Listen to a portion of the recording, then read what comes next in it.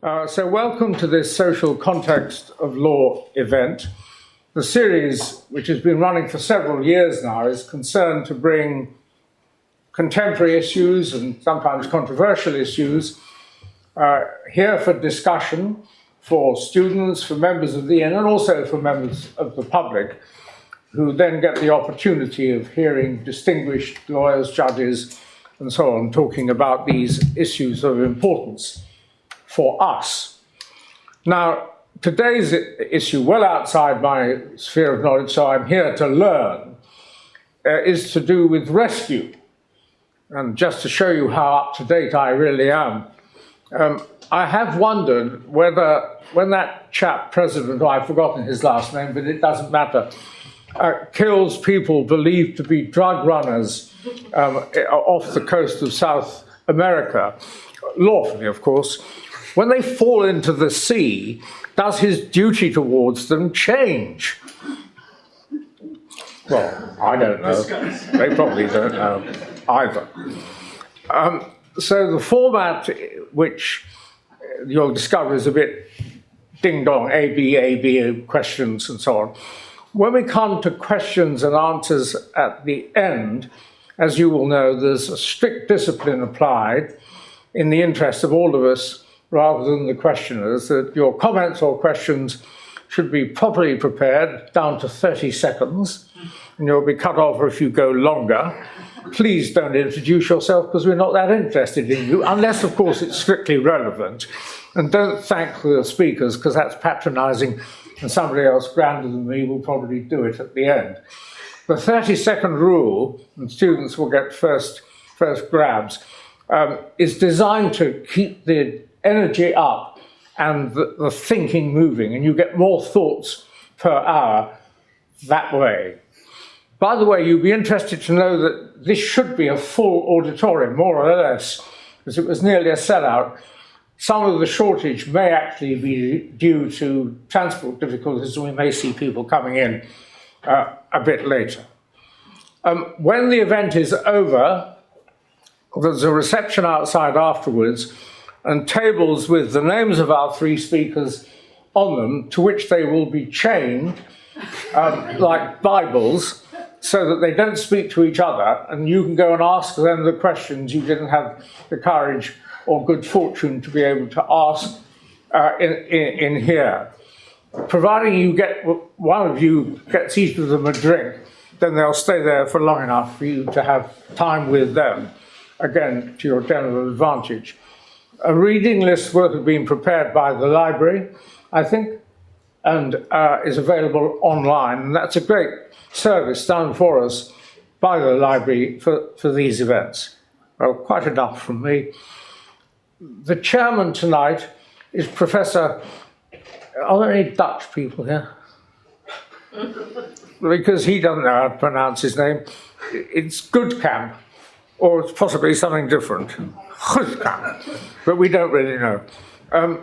And he's a professor of law from Oxford with special interest in tort and with accidents, writing books on all these subjects, 100 publications, and he's going to chair the event and introduce our speakers.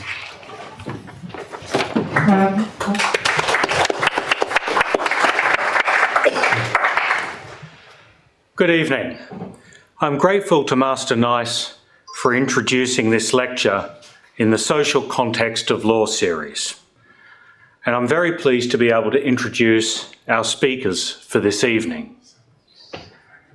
Andrew Warnock, King's Counsel, or Master Warnock, as he's known in the Inn, practices from Deaker Chambers. He has been a barrister for 30 years. He has appeared before the Supreme Court in numerous high-profile cases. These include Stoffel and Gradona and Lewis Ranwell and G4S concerning the defence of illegality, and, relevantly for the topic of this evening's lecture, Tyndall and Chief Constable of Thames Valley Police, which concerned whether police officers were obliged to assist motorists. These are all classic cases in the law of torts. Our other speaker this evening is Emily Burrs.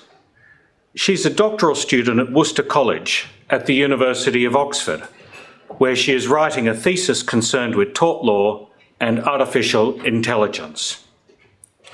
Amelie has the distinct advantage of training and experience in two legal traditions, having completed a law degree at Heidelberg University.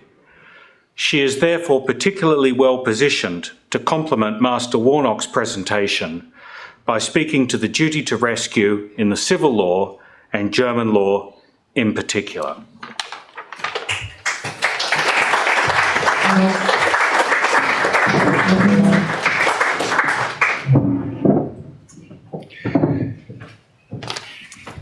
Thank you, James. Can everyone hear me?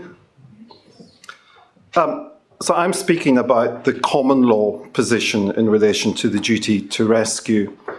And in general, the common law does not impose a duty of care on one person to help another.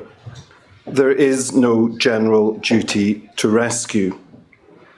The common law distinguishes between causing harm, for which there is in general liability, and failing to protect from harm, for which in general there is no liability. This is often referred to as the omissions principle.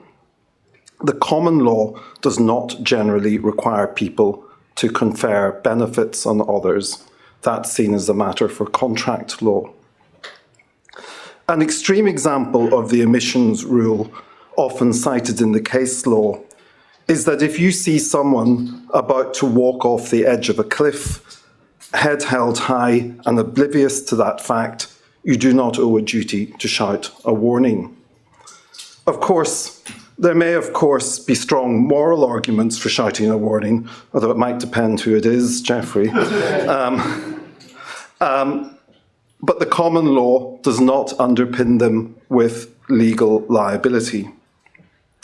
There are exceptions where a defendant may be liable for failing to protect another person, even where the defendant did not create the danger. So, for example, assumption of responsibility. If you assumed a responsibility to protect the cliff walker from the danger of walking off the edge, so for instance, if you were acting as a guide to the distracted cliff walker, you will owe a duty to shout a warning.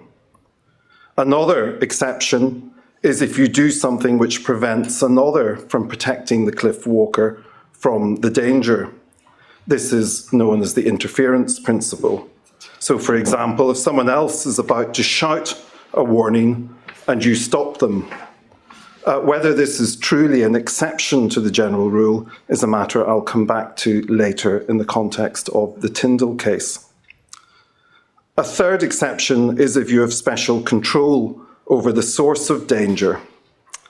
There's not much case law on this, and in the case of Tyndall, the Supreme Court commented that there's no clear authority for the application of a control exception beyond cases of parental or quasi-parental responsibility. So perhaps if you allowed your children to distract the cliff walker, and that is why he failed to spot the cliff edge, you might owe a duty to shout a warning. And fourthly, there may be situations where a defendant's status creates an obligation to protect another person from a danger. For instance, if you are a parent or in loco parentis of the person about to step off the cliff, then you will owe a duty to shout a warning to them. This position also applies to statutory rescue organisations. Under the common law principle of equality before the law, all persons, private and public, are treated equally before the law. If a private person would have owed a duty of care in a particular situation on given facts, then so will the public authority. But if a private person would not have owed a duty, then nor will the public authority. And that is the case even though the public authority may have public law powers and duties to act, not available to the private individual. These principles were considered recently by the Supreme Court in the Tyndall and Thames Valley Police case. The facts were that the police had been called to rescue a motorist, a Mr. Kendall, who had had an accident on an icy road in the middle of the night. They did so, but they left without making the road safe and without leaving any warning for later drivers. About 20 minutes later, a fatal head-on collision happened on the same patch of ice. Both drivers were killed, and the widow of one of the drivers sued the police. In this case, the police had not created the source of danger, which was, of course, the ice. The ice was already there. They left the ice in the same condition as they found it. The police themselves had not done anything to expose others to unreasonable or reasonably foreseeable risk of harm. So it was a case squarely within the omissions principle, where the starting point is no liability. The assumption of responsibility exception did not apply because the police had not undertaken to make the road safe, and nor could later motorists using the road, such as Mr. Tyndall, have relied on them doing so. Such motorists, indeed, would have been completely oblivious to the fact that the police had ever attended the road. The control exception did not apply because the police had not taken control of the ice. Indeed, that was the very complaint that was being made against them. And the status exception did not apply because, remember, private and public individuals are treated equally. And the fact that the police have public law powers and duties not vested in ordinary members of the public does not confer a special status on them. What proved to be the most contentious issue in the case was whether the police had stopped someone else from protecting future motorists. In other words, had they interfered in a rescue or the possibility of the road being made safe by someone else. And for this, I need to give you further facts. Mr. Kendall, who you may remember had the first accident, whilst awaiting the arrival of the emergency services, had got out of his vehicle and tried to flag down traffic in order to warn them of the ice. He said that had the police not turned up, he would have continued to do so, and he was confident his efforts would have been successful. Instead, because the police did turn up, he privately assumed to himself that they would make the road safe, and so he went off in an ambulance, which had also attended to have himself checked out for injuries. He didn't inform the police of his thoughts or his intended plans had they not attended. Thus, the argument went, the police had in fact made matters worse or interfered with a rescue attempt, and so should owe a duty of care. The Supreme Court held that there is such a thing as the interference principle, which they said is a specific example of making things worse. And they defined it as follows. If A knows or ought to know that B is in need of help to avoid some harm, and A knows or ought to know that he has done something to put off or prevent someone else helping B, then A will owe B a duty to take reasonable steps to give B the help she needs. The principle did not avail Mr. Tyndall's widow, however, because the police did not know about Mr. Kendall's arm-waving plans and hence could not have known that they were putting him off protecting future motorists on the road. And so the claim failed. You might ask, what underpins the common law's approach to omissions and the duty to rescue? In Stoven and Wise, a case about highway authorities back in 1995, Lord Hoffman identified a number of policies which underpin the omissions principle. Firstly, imposing a duty to rescue or protect involves an invasion of freedom of the person that's said to owe the duty. Secondly, a duty to prevent harm or rescue others may apply to a large and indeterminate number of people who might have been or who happen to be able in a position to do something. The common law asks, why should one be held liable rather than another? And thirdly, if you carry out an activity, then it's right you should pay compensation for any damage that it causes. So that means if you're actively doing something or acting and you cause harm, creating a danger or making matters worse, then you should bear the costs of the consequences rather than passing them on to society. But there's no similar justification for making a person who is not carrying out an activity, but merely a person who, apart from the duty to rescue, is merely a passive observer of it, pay for it. In the case of public authorities, another justification was alluded to by Lord Toulson in the Supreme Court's decision in Michael and the Chief Constable of South Wales. And in that case, he said that it doesn't follow from the fact that a protective system has been set up by the state from public resources, that if it fails to achieve its purpose, whether through organisational defects or fault on the part of an individual, it doesn't follow that the public at large should bear the additional burden of compensating a victim for harm which has in fact been caused by the actions of a third party for whose behaviour the state is not responsible.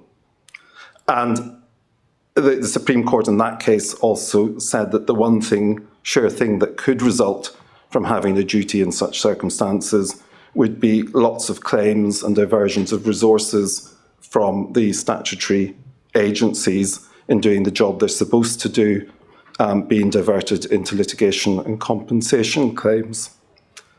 And in relation to the rest of us, I would suggest that there's perhaps another reason which underpins it, which is that perhaps not every aspect of life needs to be subject to law and compulsion. Perhaps there should be room for moral choices. If you do not leave space for cowardice, then you have no room for heroism either. And life becomes a rather drab world of obligation and potentially litigation.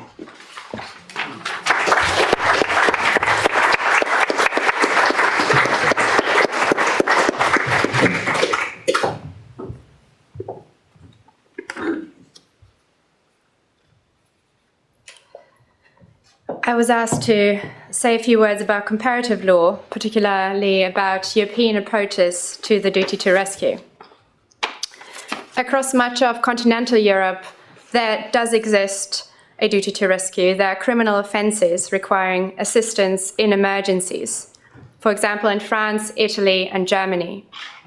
I'll focus on German law because I have a German law degree and because the history of the provision is particularly relevant to the social context of the law.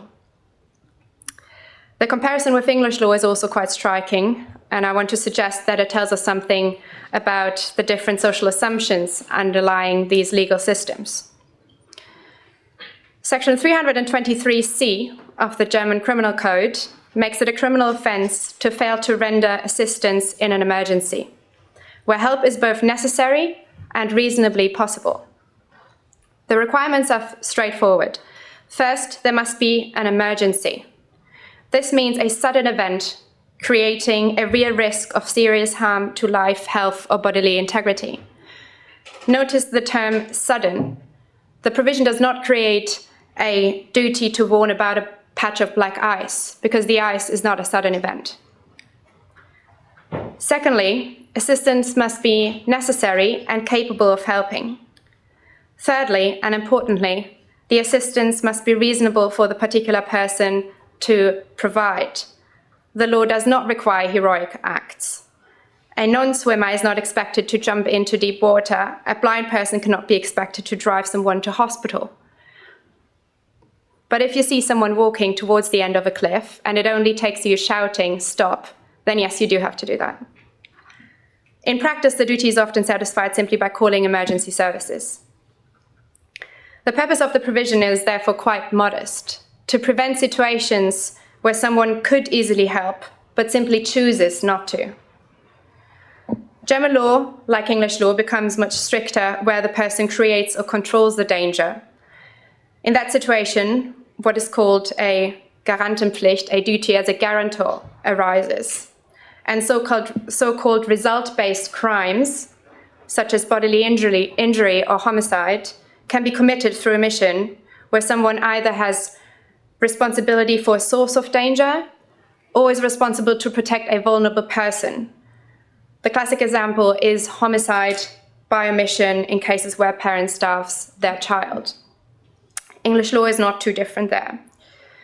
Section 323C contains a second paragraph, making it an offence to obstruct someone who is trying to render assistance. Paragraph 2 is sometimes called the rubbernecking provision, which is one way of saying, if you're not going to help, at least don't stand around turning an emergency into a spectator sport and obstruct the ambulance. I'm not sure if that is a particular German problem. It is worth noting that this provision would not have applied to the police in Tyndall for several reasons. First, there is a separate liability scheme for police failures. The police is not equal. Secondly, Mr. Kendall, who had been involved in the first accident, was not attempting to assist a person in immediate danger following a sudden emergency.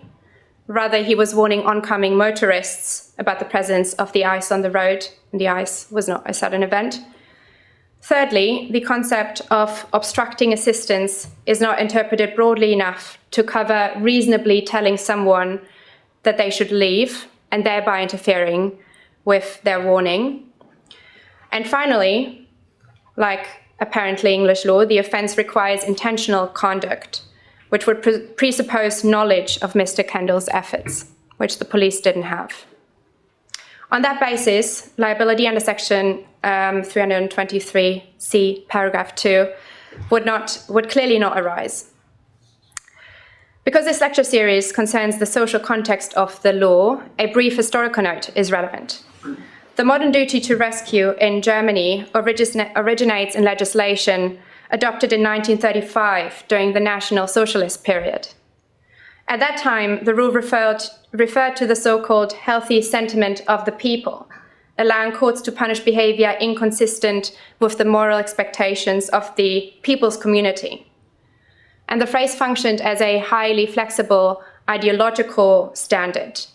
It signaled a shift away from an individualist, liberal legal order towards a system that emphasizes obligations of the collective. And it also implied that the law was embedded in a selective concept of solidarity. The ideological language was removed after the Second World War, and the provision's justification was reframed as mutual responsibility within an independent society. German scholars today explain the rule in terms of protecting fundamental legal interests, like primarily life and bodily integrity. When those interests are seriously threatened, the law may require minimal solidarity from those present. This idea already existed in earlier drafts of the Criminal Code from 1919. The history illustrates an important point, that rules which appeal to moral duties, such as the duty to rescue, can be particularly susceptible to ideological reinterpretation, because their content depends on how society defines its moral community. You might now be wondering where private law fits into all of this. Under German law, many criminal offences have direct implications for civil liability. The central provision of German tort law is section 823 of the German Civil Code. Paragraph 1 provides that a person who intentionally or negligently infringes certain protected interests must compensate the resulting damage. That provision does not generate omission liability unless a special relationship between the parties exists. However, under paragraph 2, a person who breaches a statute intended to protect others may also be liable in damages. And criminal provisions usually operate as protective statutes for victims. So does section 323C of the Criminal Code. Therefore, in principle, breach of a duty to rescue could give rise to both criminal and civil liability. There is, again, a separate provision for public authority liability. Public authority liability arises for breaches of specific public law duties that are not equal to those of natural persons. The mechanism is that an official breaches a public duty under section 839 of the Civil Code, and liability is transferred to the state. The claim is then brought against the public authority, not against the individual officer. In practice, liability for police failure usually falls on the land, on the state.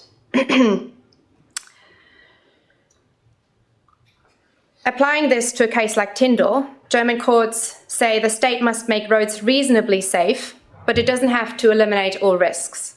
So there could be liability where the black ice is in a known exceptional dangerous spot, and it was reasonable to warn, grid, or to close the road, especially where the police had been notified about the danger. And liability would therefore be well possible, but it doesn't have anything to do with Mr. Kendall's prior warnings.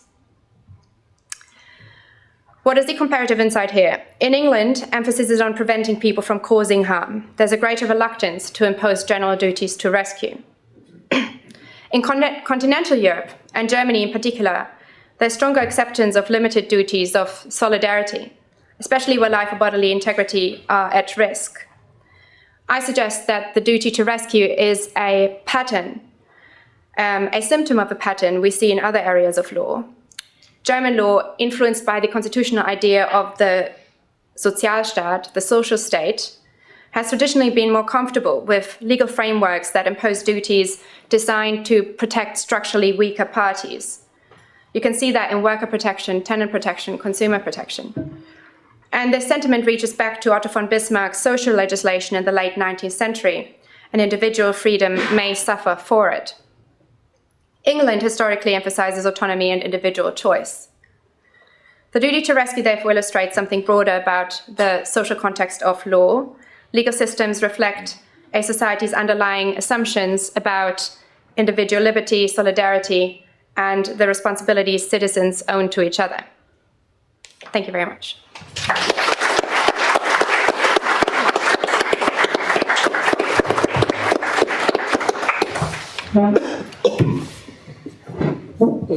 Thank you very much to our speakers, and we'll move to the question phase now if we can. And I've been asked, though, to get the ball rolling by asking one question of each of our speakers, which is what I'll do now, but then obviously interested to hear from everyone in the room and also online, if anyone has questions online. So I might start with Andrew. And Andrew, you characterised Tyndall, and this is how the Supreme Court characterised it as well, as an omissions case. And you said, therefore, it engages the omissions doctrine, and that, of course, is what the Supreme Court ultimately proceeds on that basis. Now, I'd wondered whether that is really correct. To me, it appears to be a straightforward case involving positive action that resulted in foreseeable injury. The police officers concerned arrived at the scene. Because they did so, Mr. Kendall, who had been warning oncoming motorists, left. The police then set up warning markers, which they subsequently removed before they departed. So the police changed the environment through their intervention in a manner adverse to Mr. Tyndall. Unsurprisingly, it was held that the police officers had a case to answer for gross negligence manslaughter. A duty of care is, of course, an element of gross negligence manslaughter. The Supreme Court seems not to have appreciated that its decision that no duty of care was owed in tort is in some considerable tension with the view that the criminal law took of the matter. But on that latter point, I'm not sure the criminal law did take a different view of the matter because they weren't, in fact, prosecuted for gross negligence. But it was held that there was a case to answer for gross negligence. I think the CPS considered it, but it never got beyond that.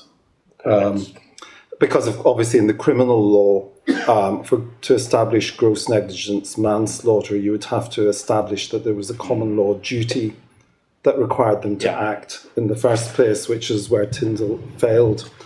On the other point you raise, James, I think that touches a very interesting point about Tyndall and the way it was argued on behalf of the claimant raised this, which is on a but-for analysis, you could say that the police made matters worse because but for their attendance, Mr. Kendall would still be there, flagging down the traffic.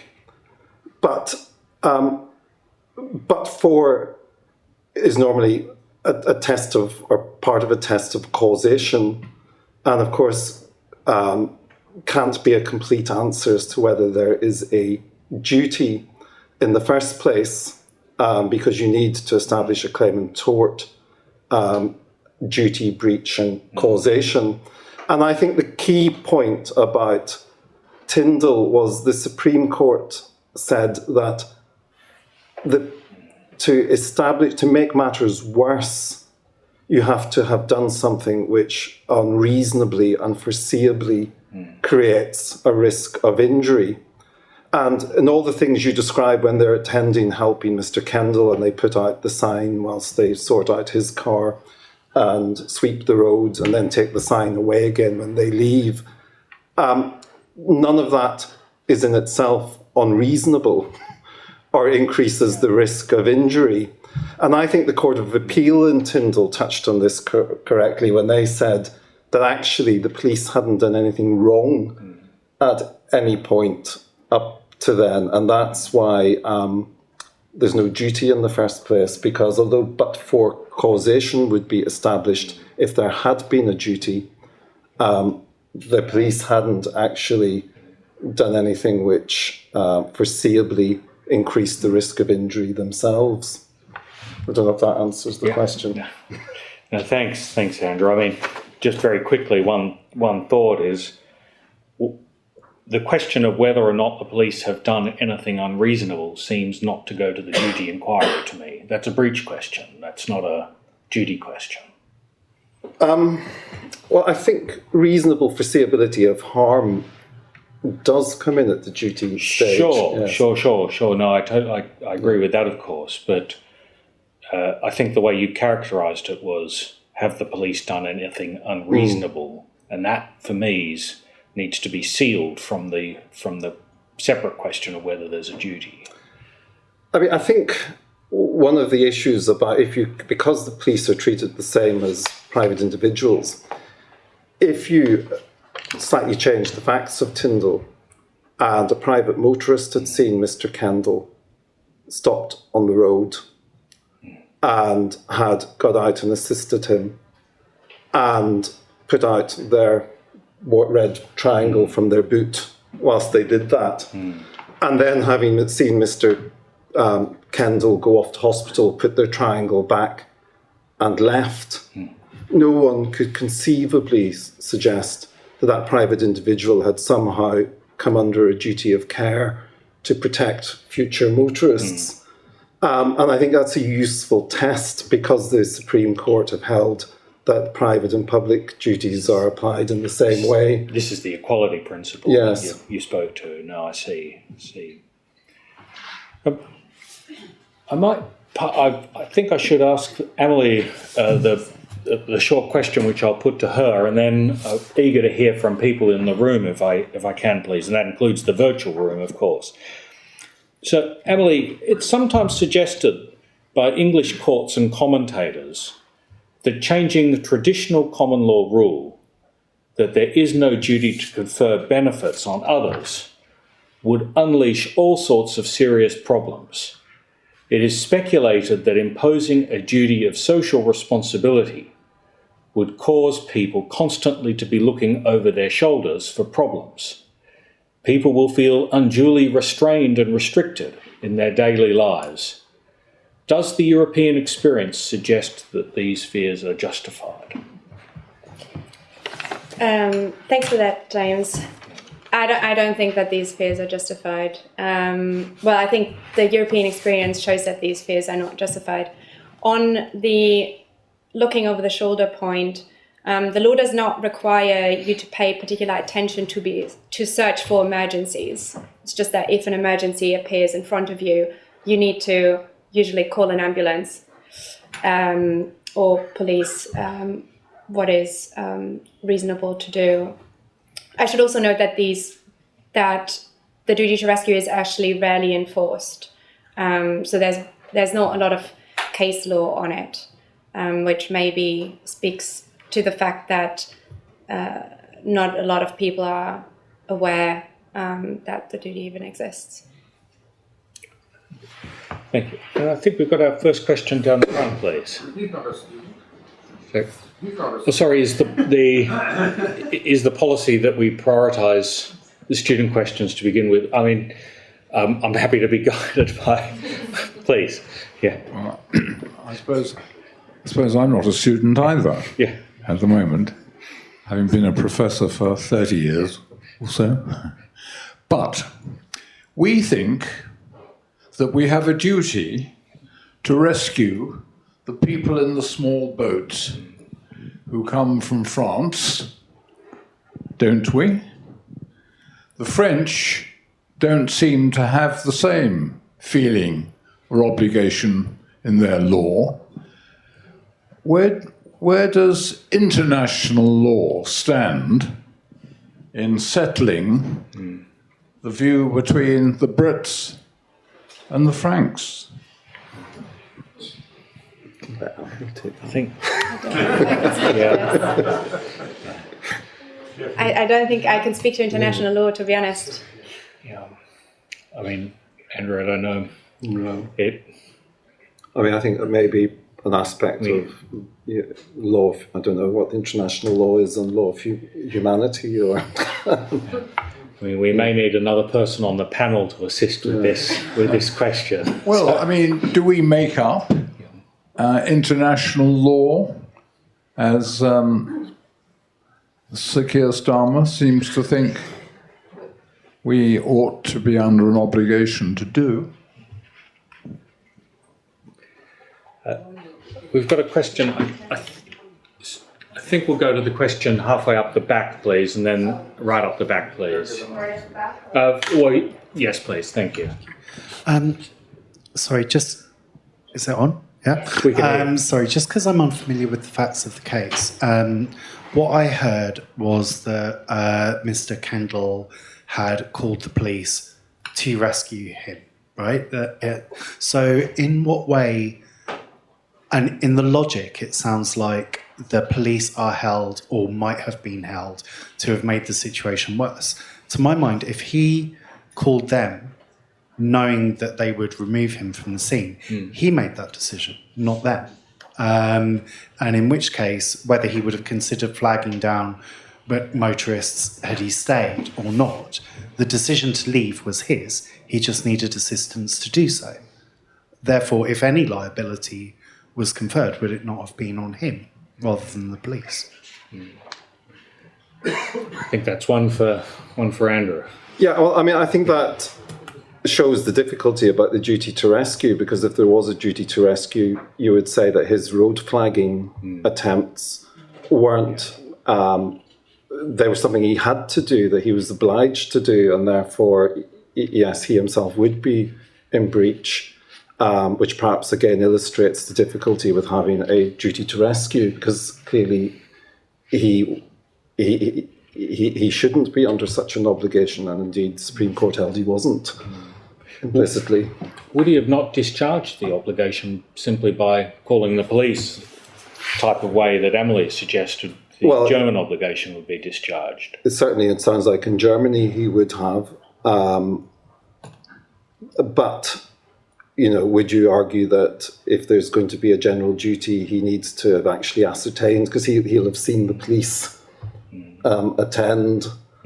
Does he need to ascertain they're actually going to do something about it? Because he said that's what he was anticipating they would do, and otherwise he was going to do something himself. So I think it does become quite a duty to rescue, does give rise to lots of unintended consequences potentially. Question up the back, and then we'll go to one online if we can. Thank you.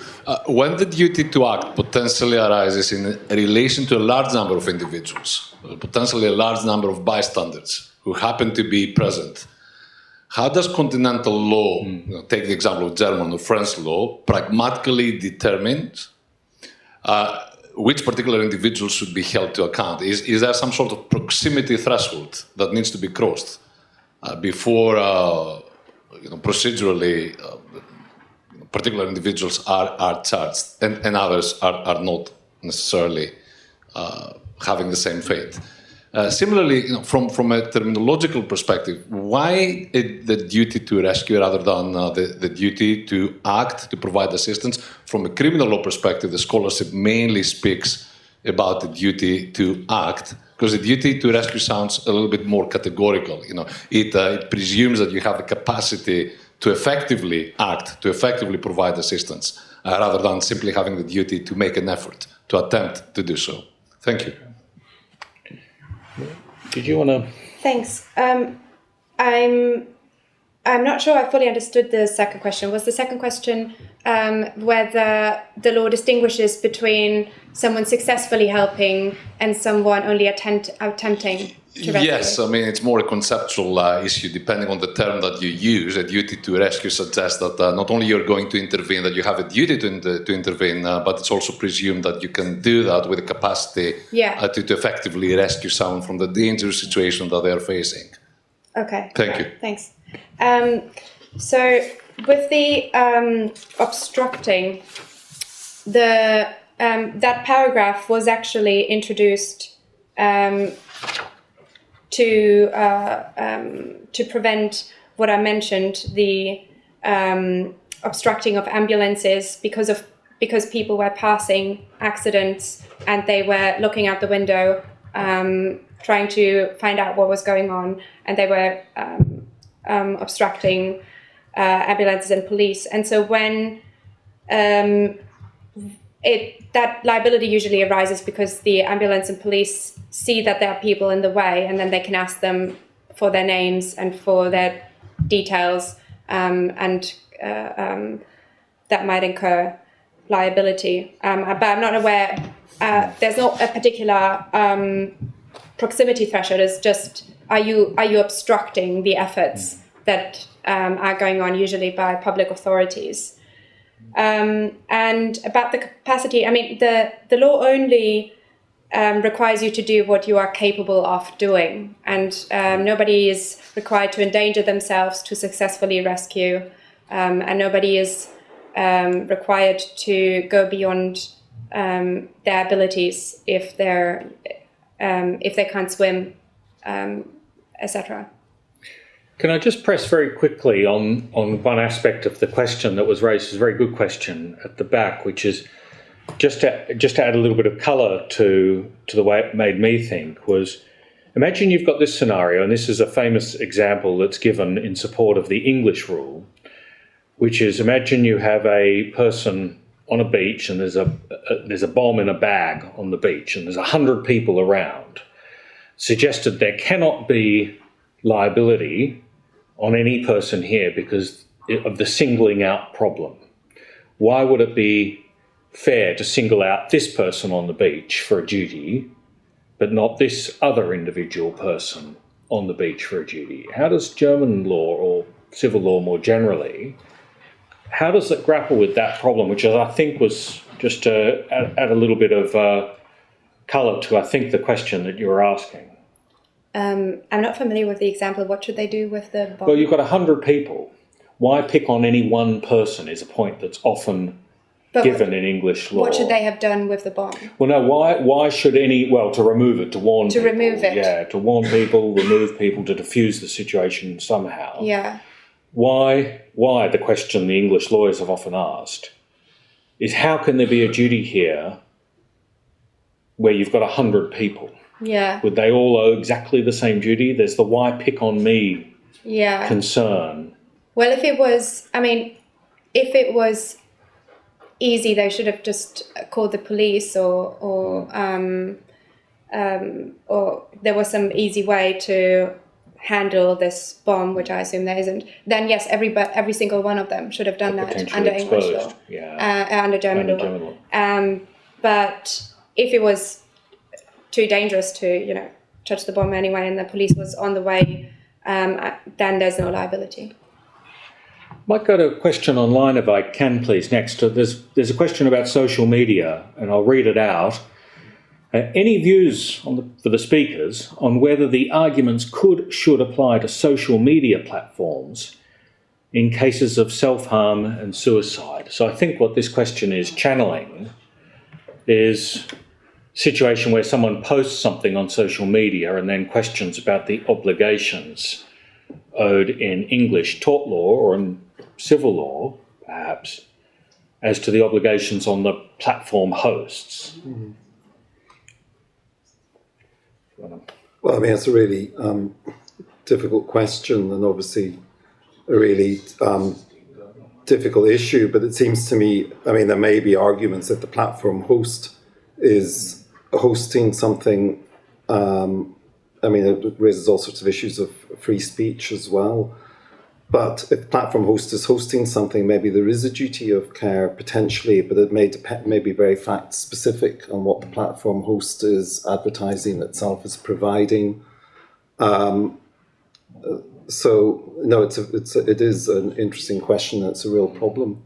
Mm-hmm. Yeah, and we might go to another question in the room, please, and perhaps down the front here, if we could, please.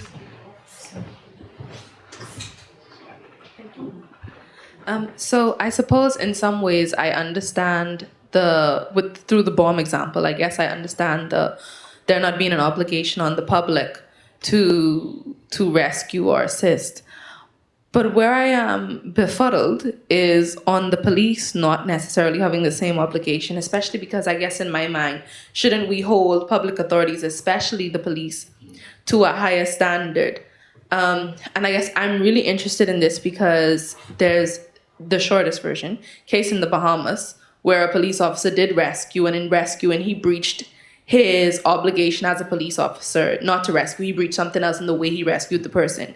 But it was a huge case about 4 years ago, and I just can't quite wrap my head around the police not having a duty to rescue. And so if you could shed some light on that. I mean, the first thing to say is that the police do owe public law duties, and police officers owe a public law duty to preserve both the Queen's peace and also to preserve the life and safety of the citizen.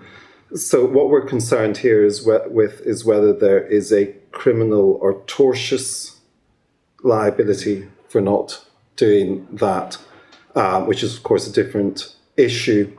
And I think underpinning a lot of this, I mean, the formal reason is that the Supreme Court have relied on the principle of equality before the law, and the idea that in the constitutional law in the UK, private individuals and public individuals stand equally before the law, one not with any greater rights or lesser rights unless Parliament has said otherwise.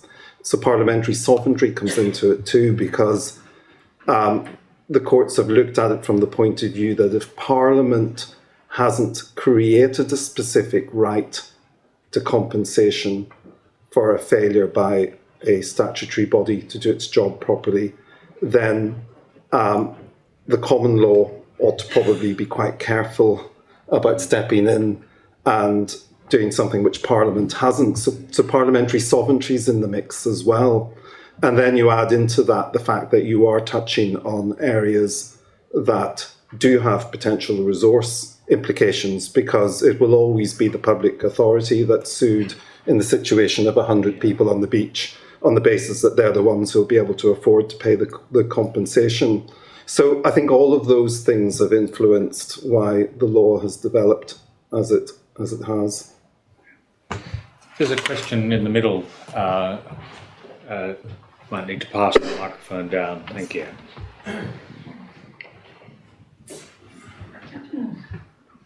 Thanks very much. An unapologetic comment, because the social media question I thought was a really interesting one. The Online Safety Act does actually create a duty of care, statutory duty of care on media platforms to take down harmful content.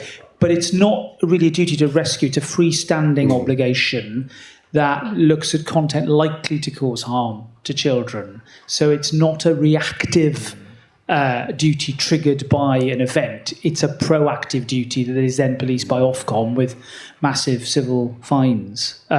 So it's tempting to use it as an example of a duty to rescue, but I don't think it is really. There's an example of a specific parliamentary intervention, though, to create a specific duty which maybe wouldn't have existed at common law.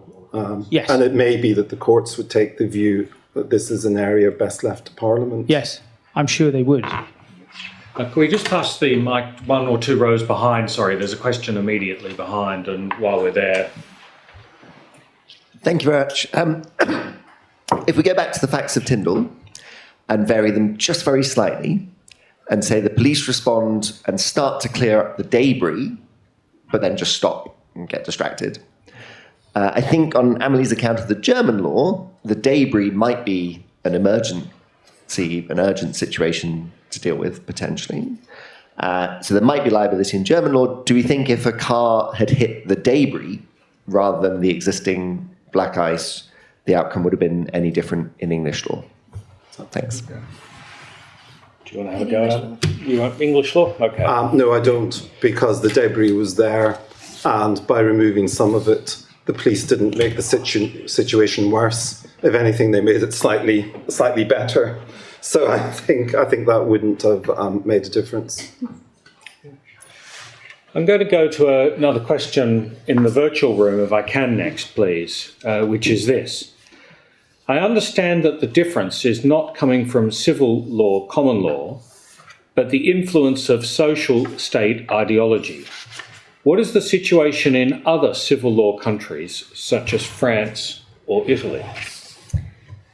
I actually noted this down in my first draft for this lecture, and I had a look at the French and Italian codes. I think France adopts what looks like the most expansive model, combining a duty to assist persons in danger with a duty to prevent certain crimes.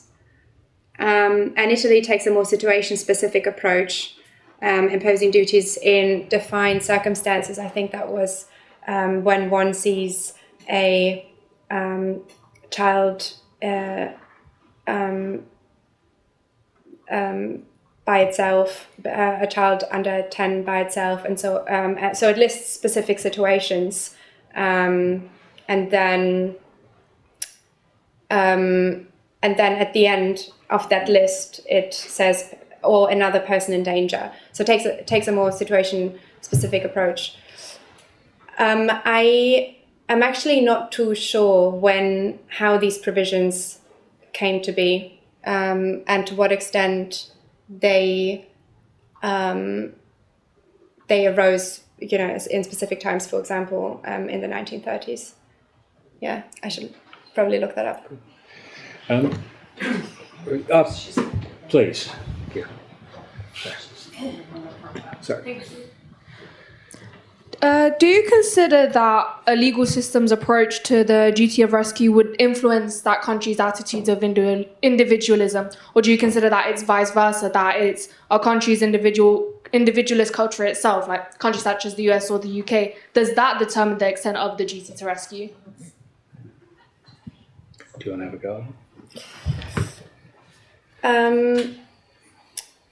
Well, I think that the law reflects expectations that people have. I'm not too sure to what extent it actively influences influences behaviour to, well, at least as regards a duty to rescue. Yeah. Please, I think you've got the microphone. It seems from what you've said that the British authorities have no duty to rescue people in rubber boats coming over from France in the English Channel. But the perceived duty to rescue, be it legal or moral, has actually become part of the people smugglers' business plan, because they are sending out people deliberately on dangerous voyages, confident in the belief that the British authorities will feel obliged to rescue them. But is there any legal duty, either in English law or in international law?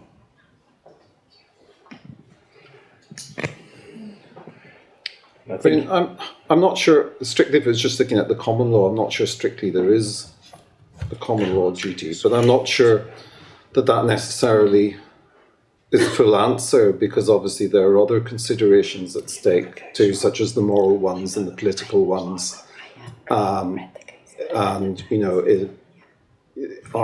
are you going to stand back and watch as people drown, essentially? So from a strictly common law point of view, if you haven't created the danger and you haven't, then I don't think there is a duty to intervene. And I think it's a bit remote to say you've maybe created the danger by indirectly encouraging it, because other people don't break, because other people are breaking the law because of what you are doing.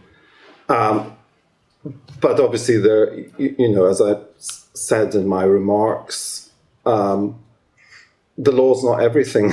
There has to be space for morality and judgments. I mean, I think if you take a very good example about the duty to rescue from the common law perspective is the parable of the Good Samaritan, where the Good Samaritan is the only one who stops. The Levite and the priest who don't stop wouldn't have owed a duty.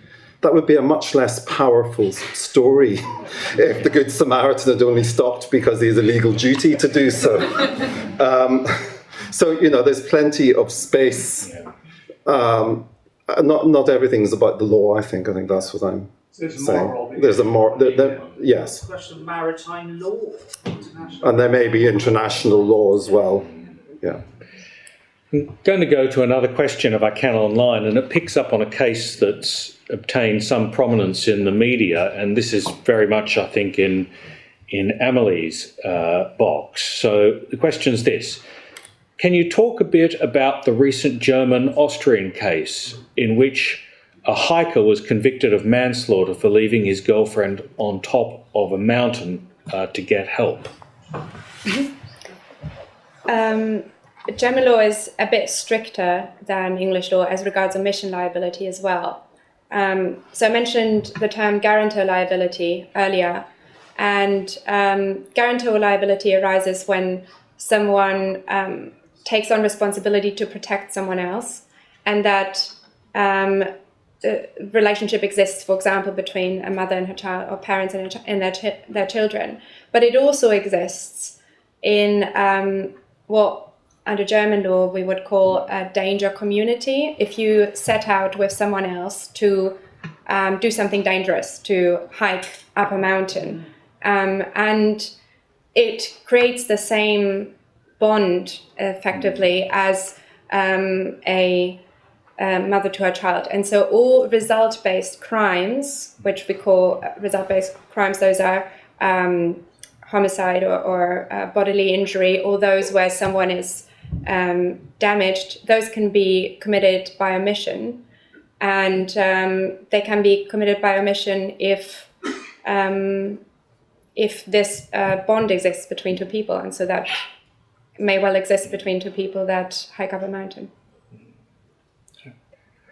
I think the next question is actually from Master Nice in the room. I think you've been waiting. Is there another? Shall we go over here, please? Thank you.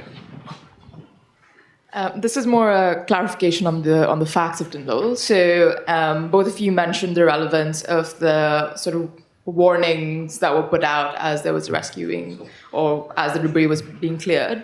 I just wanted a little bit more of the relevance of that, and if the absence of that would have made any differences. Do we think that because that was put in as Mr. Kendall was being taken away, he had more of a reason to think that the police would do something further, or those would be kept in to take his place essentially as the warning for the road, or was that just a random addition to the rest of the facts?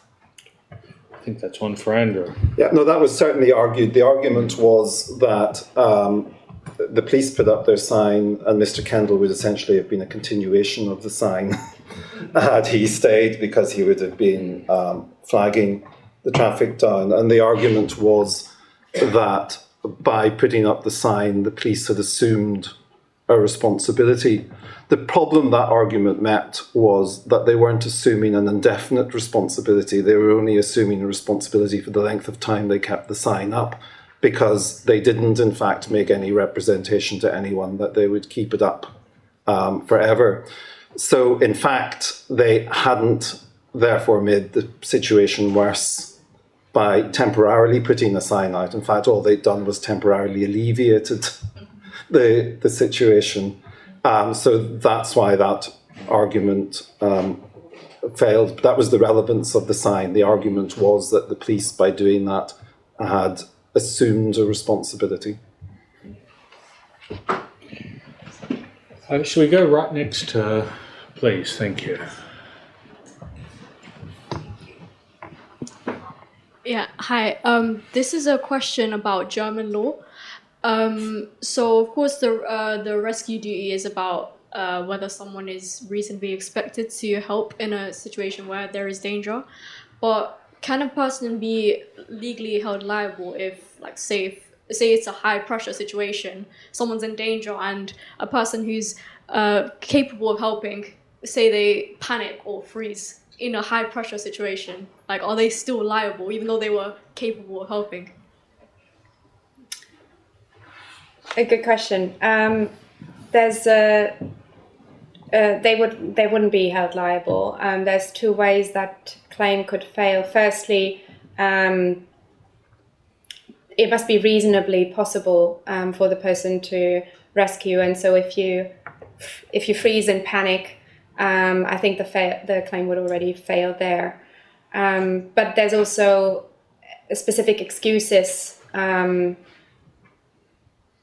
So German law distinguishes very strictly between fulfilling the requirements of the law and then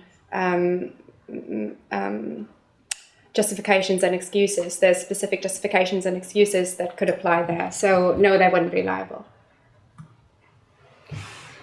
Should we come down the front here, please? Yeah. Sorry, you've go. Okay. I think it was said before, in respect of German law, that it doesn't expect you to come to any danger doing it.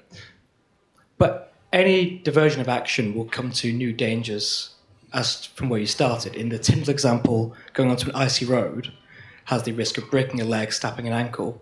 Whereas the demarcation between acceptable dangers you are supposed to inflict as part of your duty to rescue versus the dangers people aren't expected to come to.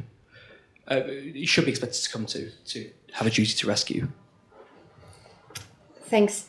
So about the ice and Tyndall, I was trying to make the point that there wouldn't be a duty to warn about that because the ice itself is not a sudden event. But I understand your question was more about what lengths do you have to go to rescue. You don't have to cause harm to yourself or to risk causing harm to yourself. So if you can, if there's good reason for you not to, walk across ice, then that would already be acceptable. Even crossing a road, though, you risk the road of a speeding car hitting you. Where is the demarcation? Well, yeah. I mean, the demarcation is as with everything with the law is what's reasonable for you to do, and so it just depends on. It depends on the circumstances. Is it a very fast highway that you would need to cross? Maybe not. Is it? Are there no cars inside? Well, yes. Maybe then you should cross. But is it a small street, a small road where there are no cars inside? Then yes, you should cross. It's it's very circumstance dependent, but it is very much an easy duty to rescue. So there's no. The law tries to enforce a duty where someone chooses not to rescue, even though it would be easy to do so. I might go to another question online if I can, please. And I think this is for either of our speakers, which is, in cases where bystanders film violent incidents instead of intervening, such as the 2024 High Street assaults widely shared on TikTok, should the UK introduce a statutory duty to rescue? And if so, how far should that duty extend?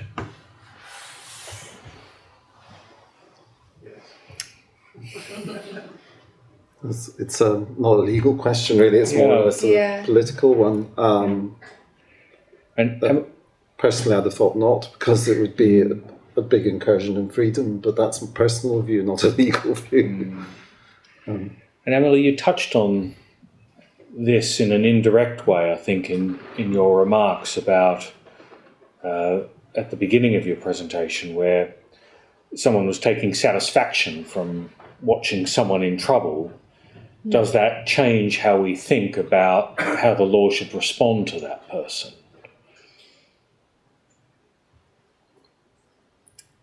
Yeah. Well, I don't think German law does. Yeah, I think, German law has a duty to rescue. So whether you film or whether you just stand there, the duty applies just the same. And yeah, I also don't, I mean, if you gain from it, I'm wondering if that could lead to any further private law claims. If you gain from someone else's emergency, if you gain views or money or whatever. The answer in English law, as Andrew said, is clear, is that there's no duty of care in that situation. You might be a bad person for doing this, but that's a different issue from whether there be any tort or civil liability. Jeffrey, did you want to ask your question? Yeah. Yes. Thanks very much. On the Embankment Underground Railway Line station, there is a large, quite fit-looking man saying things that indicating perhaps that he's had enough of life. There are some 20, 30 people standing within hearing distance.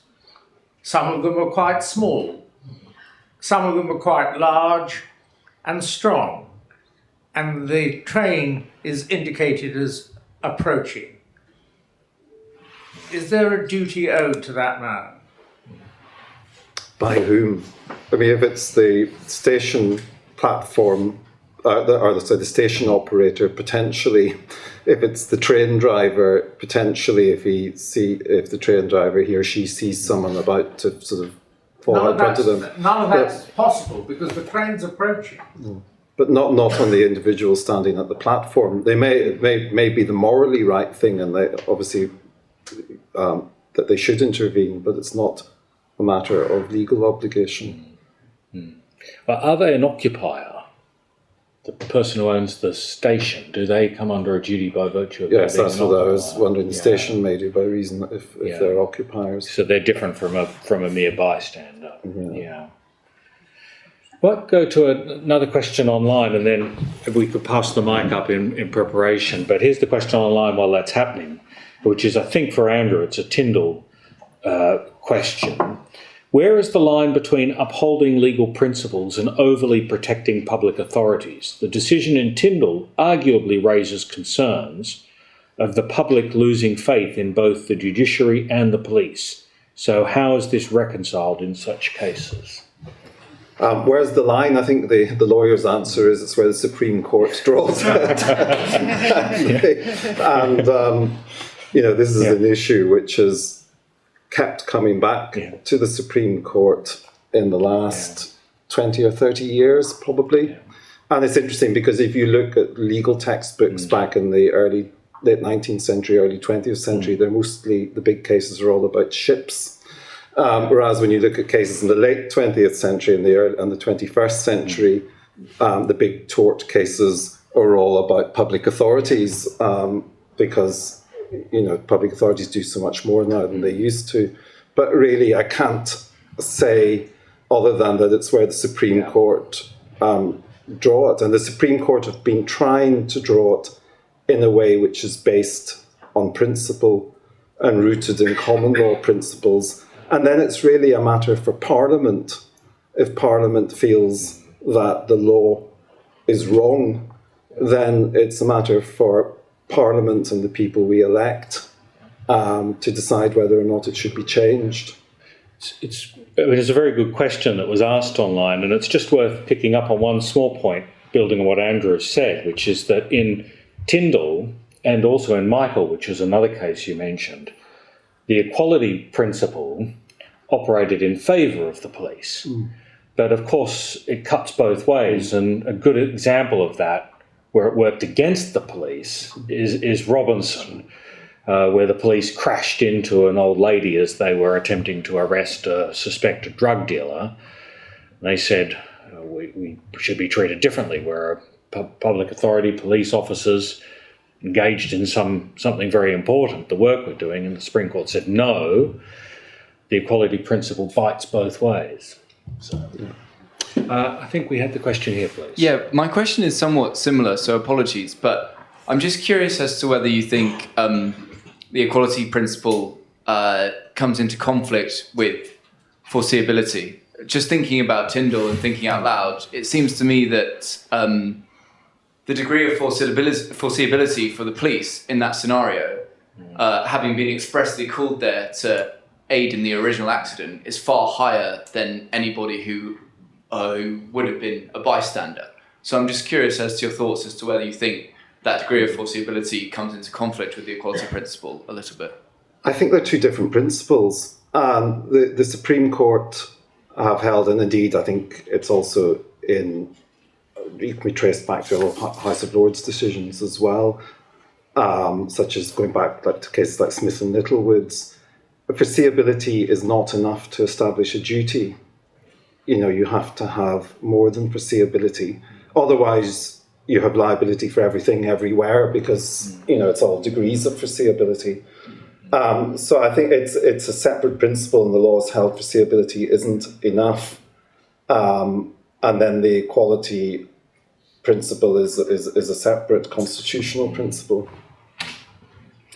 I think we have time for one last question, perhaps down pass the mic forward, please, if you can. Thank you.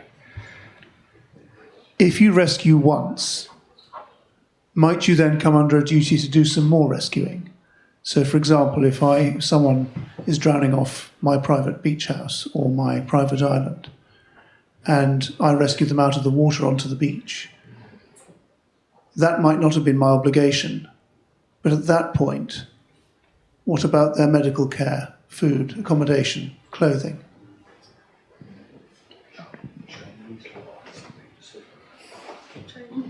I think once you embark on the rescue in that situation, you have a duty to see it. A duty to see it through, and you can't just sort of pull them out of the river and then leave them there to die of hypothermia. Yeah, this of course is one of the sort of paradoxes that have concerned lawyers, is that the fact that you are under a duty to see a rescue through is sometimes perversely suggested to disincentivise rescue to begin with, and it's one of the anxieties with the English rule on rescues. But I mean, the general position is you would only be liable if you made the situation worse. But by pulling them out of the water, you have changed the situation. They're not going to drown anymore, so you've got to see it. You do have a duty to see it through on English law. There is, of course, actually a statute called the Social Action and Responsibility Act. The acronym is SARA, which is specifically designed to insulate people from liability who start a rescue, and it's designed to give them some added protection.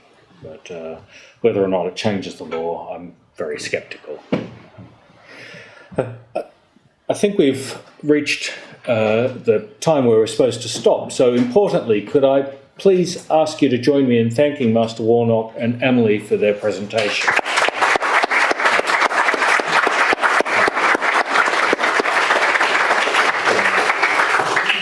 Can I just say a few further thank yous on behalf of the Inn? First of all, to everyone who's joined us both online and here tonight. As Geoffrey mentioned, there are drinks outside, and those who are here tonight, we very much welcome you continuing the conversation and staying with us. Secondly, to Geoffrey, the social context of the law lectures are very much his brainchild. He's telling me off for saying that, but it's true. And we're very grateful to him for all the work he does in relation to it. And thirdly, can I add my thanks on behalf of the Inn to all of our panellists tonight, not just our two speakers, but also to James. I suspect we could all probably agree that it would be a good thing to have a law that stopped people slowing down on the motorway and creating a traffic jam when there's a crash on the other side. But you've given us much more to think about in terms of whether we prefer to rely on the heroism or morals of our fellow citizens, or think a duty to rescue would make more sense. So thank you very much indeed. Thank you.